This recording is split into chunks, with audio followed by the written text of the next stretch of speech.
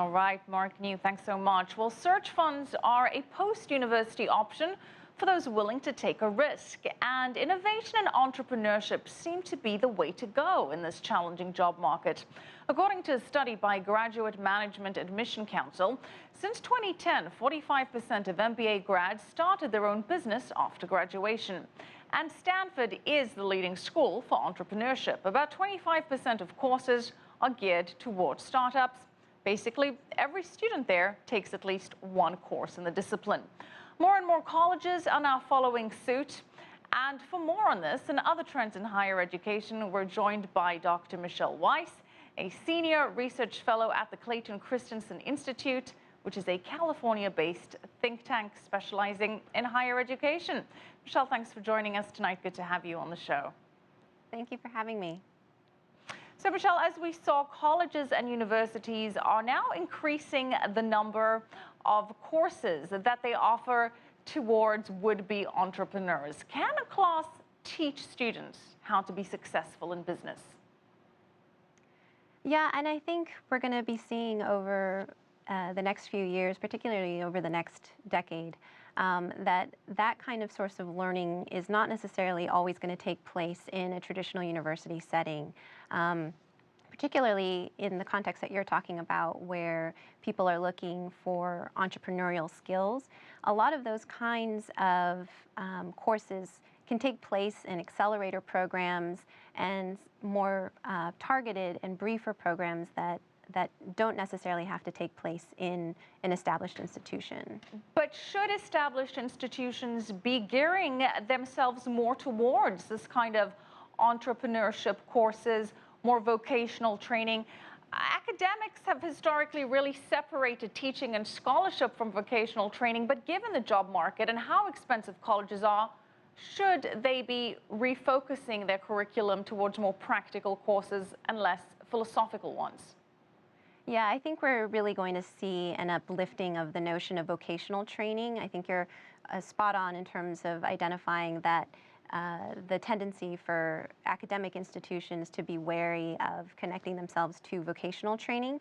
But we just recently had 2 Gallup polls that affirmed this disjunction between traditional institutions of higher education and how they believe that they're preparing students for the workforce and what employers actually see in the candidates that are coming to them. And what we've noticed is that there was something like 96% of chief academic officers believe that they are doing a great job of preparing students for the workforce, whereas on the flip side of the coin, only 11% of business leaders actually see their students, these candidates coming to them as having the requisite skills for the workforce. And so this skills gap is definitely widening. And so there is a need for institutions to think about how they're going to adapt to the changing knowledge economy of our times, and particularly because students are looking to higher education as a pathway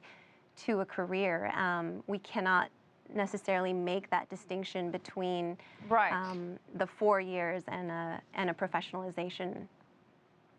Well, the idea, the romanticized notion of college as a place for high school graduates to find themselves and gain theoretical exposure to a number of disciplines and open their minds to new ideas and new thinking after 4 years, is that still practical? Is that still valid? And you mentioned employers. If you didn't go the college route and you went with an online training, are employers going to view you as less of a candidate?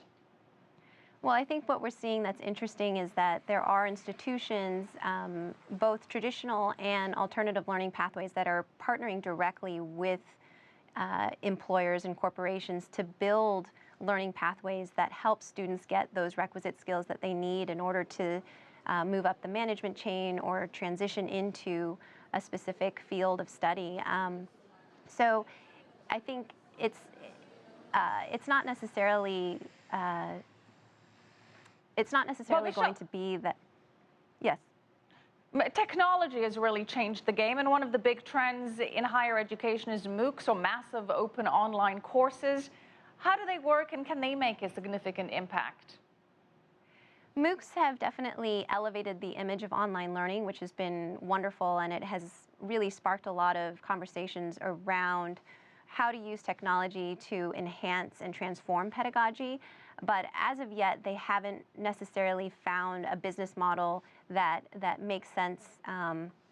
Broadly speaking, the company like Udacity has actually made that pivot towards vocational training, as we were talking about before, and they are partnering with places like Google and Facebook to build learning pathways in things like data science to help create a pipeline of qualified students for the jobs that are available today.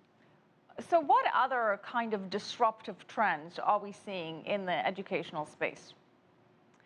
I think the major thing that we're seeing gaining traction is an increased focus on competency-based education. Southern New Hampshire University just came out with a $10,000 degree, and that is what they're trying to help students understand is that they can present their skills in a way that makes much more sense than you normally see on a college transcript. When we think about a college transcript, we just see a list of courses, and we don't necessarily know how that translates into skills for a particular student. Whereas competencies, you're actually mastering certain competencies, and sometimes that can actually include workforce competencies that employers are really looking for. So they're looking to validate these kinds of learning experiences by showing students understanding and development of skill sets. Okay, we're going to have to leave it there. Thank you so much, Dr. Michelle Weise, Senior Research Fellow at the Clayton Christensen Institute.